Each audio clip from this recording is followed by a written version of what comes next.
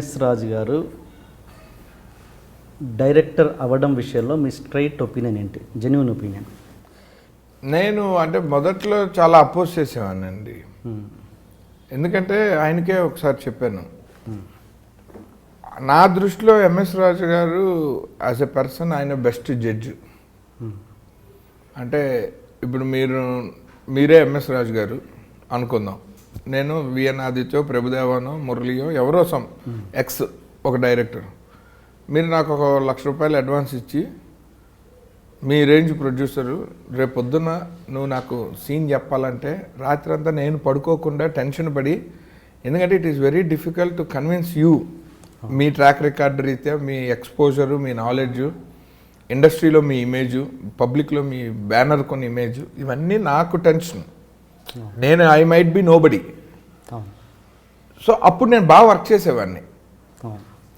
అలా ఆయన పిక్ చేసిన సినిమాలు కానీ, కథలు కానీ, సీన్స్ కానీ, ఎమోషన్స్ కానీ, సాంగ్స్ కానీ అన్నీ సూపర్ హిట్లే. అంటే ఆడియన్స్ పల్స్ తెలిసిన ప్రొడ్యూసర్స్ చాలా తక్కువ మంది ఉంటారు. బిజినెస్ చేయటం అన్నది కొంతమంది కాంబినేషన్లు కలిపి బిజినెస్ చేసి అది సక్సెస్ఫుల్గా ఉంటారు, కొంతమంది కంటెంట్ని నమ్మి ఖర్చు పెట్టి సక్సెస్ కొడతారు.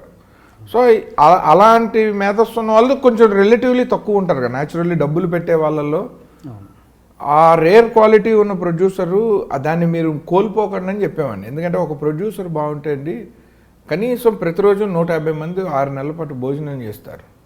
ఒక డైరెక్టర్ అన్న తర్వాత అది మీకు మీ పర్సనల్ లైఫ్ వరకే మీకు kick. Director can never feed any others life except for himself, but producer can feed everybody's life including director. మీరు అంతకంటే బెటర్ పొజిషన్లో ఉన్నారు కదా సార్, మీకు ఎందుకని అడిగేవాడిని. మీరు తగ్గుతున్నారు యాక్చువల్లీ నా దృష్టిలో. నాకు మేబీ చిన్నప్పటి నుంచి నాకు ప్రొడ్యూసర్ అయ్యే ఫెసిలిటీ లేదు. ఆయన he was a star producer son. So already ఆస్తులు ఉన్నాయి, మనీకి సంబంధించిన మైండ్ ఉంది, ఆ ఎకనామిక్స్ ఆయనకు ఫింగర్ టిప్స్ మీద ఉంటాయి. నేను పర్సనల్గా చూశాను కదా, ఫస్ట్ వీక్ ఏ ఏరియాలో ఎంత కలెక్ట్ చేస్తుందో చెప్పేవాడండి.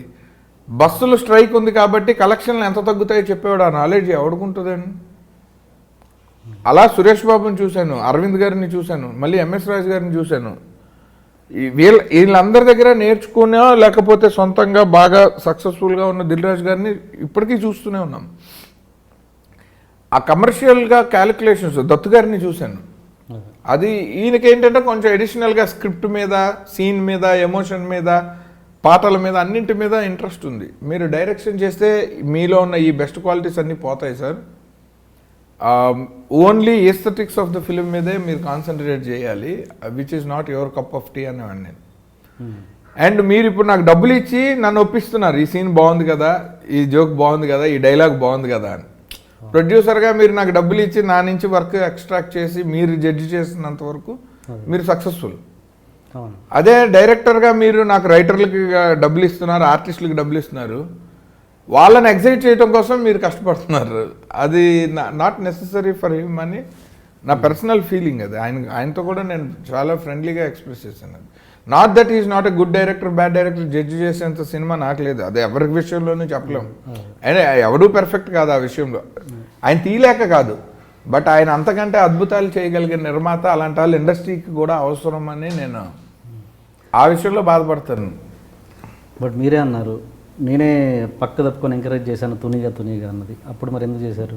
అది ఆయన అక్కడికి వచ్చేసరికి ఐడియాలజికల్ డిఫరెన్సెస్. లైక్ ఒక ఫిల్మ్ని నేను ఎలా అక్కడ నాకు ప్రాబ్లం ఏంటంటే, బయట హీరో అయితే ఓన్లీ నేను ఎంఎస్ రాజు గారు ఇద్దరమే ఉంటాం, వాళ్ళ అబ్బాయి హీరో.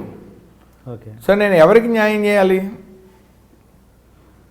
ఆయన ఒక సీన్ చెప్తే అది నాకు నచ్చకపోతే మేమిద్దరమే ఫైట్ చేసుకోవచ్చు ఆఫీస్లో. నాకేమంటుందంటే, నాకు అది వాళ్ళ అబ్బాయికి రిఫ్లెక్ట్ అవ్వకూడదని నా ఫీలింగు. సో అతను కన్ఫ్యూజ్ అయిపోయేవాడు సెట్లో. ఎవ్రీ షాట్ ఇప్పుడు ఇది ఇలా కాదమ్మా అంటే వేరే హీరో అయితే కామ్గా ఉంటాడు, వాళ్ళిద్దరు ఏదో ఒక అండర్స్టాండింగ్ వస్తారులే, వచ్చాక డైరెక్టర్ మనకు చెప్తాడు ఏం చేయాలో అనుకుంటాడు. ఆ అబ్బాయికి నాన్న మాట వినాలా, డైరెక్టర్ మాట వినాలా అన్న కాన్ఫ్లిక్ట్ అతని ఫస్ట్ సినిమాకి మంచిది కాదని చెప్పాను నేను. ఓకే ఓకే చెప్పి అతన్ని మనం కన్ఫ్యూజ్ చేయొద్దంటే, లేదు వాడు అవ్వడు, నాకు పర్లేదు అన్నాడు ఆయన. లేదు నాకు తెలిసి అది కరెక్ట్ కాదు, మీకు ఇంకా టోటల్గా డైరెక్షన్ చేయాలి అన్నది బాగా వచ్చింది అప్పటికి ఆయనకి. వచ్చినప్పుడు చేయటమే బెటర్ ఇంకా. ఎందుకంటే దాన్ని బలవంతంగా సప్రెస్ చేసుకుని అది మళ్ళీ ఫిలిం మీద పడకూడదు. నాకేంటంటే సినిమా తీసే వాళ్ళు ఎవరైనా సరే, నిర్మాతకి ముఖ్యంగా ఆ పని మీద కనుక ఆ టైంలో ఏదో ఒక పర్సనల్ ఎమోషన్ వల్ల, ఈగో వల్ల, ఏదో ఒక కారణం వల్ల ఇంట్రెస్ట్ పోయింది అనుకోండి, అది మంచిది కాదని నా ఫీలింగ్. అది డైరెక్టర్కైనా సరే, ప్రొడ్యూసర్కైనా, హీరోకైనా. చాలామంది నేను సగంలో ఆఫ్ అయిపోవటం చూశాను. నేను ఆఫ్ అయిపోతే తెలిసిపోతుంది ఆ సినిమా ఇంకా నో మ్యాటర్ వాట్, అది చివరి క్షణం దాకా. రాజమౌళి గారి సినిమాలు అందుకనే పొగుడుతాం కదా, ఆఖరి సెకండ్ వరకు అందరూ ఆన్ టోస్ అదే జేయంగా పనిచేసిన సినిమాలు ఎప్పుడు పెద్ద తేడా చేయలేదు, చరిత్రలోనే చేయలేదు. ఓకే ఓకే, అది పోకూడదని నా ఫీలింగ్ అనమాట. ఎంఎస్ రాజు గారికి అంటే గబుక్కుని మనకు తెలియదు, ఆయన కోపం వచ్చి అలిగి వెళ్ళిపోతే మధ్యలో ఆ ఇంట్రెస్ట్ పోకూడదు కదా. అది కూడా ఫస్ట్ టైం కొడుకుని లాంచ్ చేస్తున్నప్పుడు I wanted him to be so excited every day. ఆ ఎగ్జైట్మెంట్ ఉంటేనే బాగుంటుందని. నన్ను వదిలేస్తే నేను అతని మీద ఒక బ్యూటిఫుల్ లవ్ స్టోరీ లాగా చేసేస్తాను, అతని ప్లస్లు మైనస్లు ఎలాగ మేనేజ్ చేయాలని నాకు ఐడియా ఉంది, అతనికి నాకు మంచి కెమిస్ట్రీ ఉంది, లైక్ చాలా ఫ్రెండ్లీ రిలేషన్ ఉంది. సో ఇక్కడ ఏంటంటే ఇంకా ట్రస్ట్ ఫ్యాక్టర్. ఆయనకేమో లేదు, నా కొడుకు లైఫ్ ఒక రాజ్ కపూర్ ఎలా అయితే రిషి కపూర్కి బాబీ తీశాడో అలా నేను తీయగలుగుతాను, అది నేను ఇంకొకటికి చెప్పి తీయించలేను అంటాడు ఆయన. ఓకే, సో అలాంటి ఐడియాలజీ ఉన్నప్పుడు 100% మీరే తీయాలి. ఇంకా అప్పుడు నో ఆర్గ్యుమెంట్. మీరు ఎవరిని కన్విన్స్ చేయాల్సిన, ఇప్పుడు ఆ మధ్యలో అనవసరంగా ఆదిత్య అనేవాడు అడ్డం పడుతున్నట్టు ఉండకూడదు కదా. ఆయన వాళ్ళ అబ్బాయిని స్టార్ని చేయటంలో నేను వీలైతే హెల్ప్ కావాలి, లేకపోతే ఏమీ కాకూడదు. కానీ నేను క్వశ్చన్లు చేస్తూ ఆయన అది ఆన్సర్ చేసుకోవాల్సిన పరిస్థితి బాగోదని చెప్పి నేను 100% మీరు చేసేసేయండి.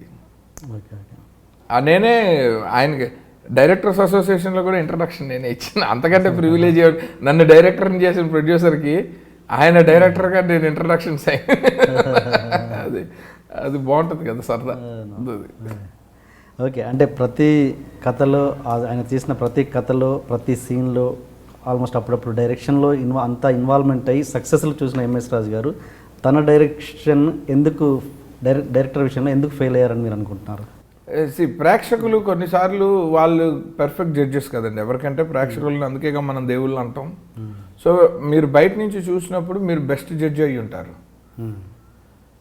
అది బాగా వర్కౌట్ అయిన తర్వాత మీరే ఇంకొకటికి సినిమా చూపించేటప్పుడు 100% ఫెయిల్ అయ్యే అవకాశాలు ఉంటాయి. ఇంకా 50-50 అయిపోతుంది మీ జడ్జిమెంట్. ఓకే, తోలుబొమ్మలాట మనం చూస్తే ఎంటర్టైనింగ్గా ఉంటుంది, ఆడిస్తే చాలా టఫ్గా ఉంటుంది. ఆయన ఆ టఫ్నెస్ సెలెక్ట్ చేసుకున్నారు ఆయన.